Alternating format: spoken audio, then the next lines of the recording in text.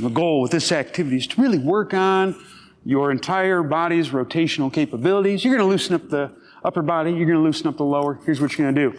You're going to need a yoga block. You're going to line your back.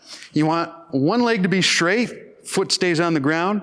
You want your head to stay on the ground. And you're going to take a low yoga block and you're going to put your elbow on one side and your knee on the other and connect them, just like so.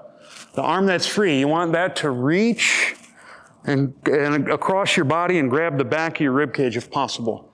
You're going to press a little bit, the elbow and the knee together like this. And what you're going to do is you're going to roll to the side where the arm is flexed up like so.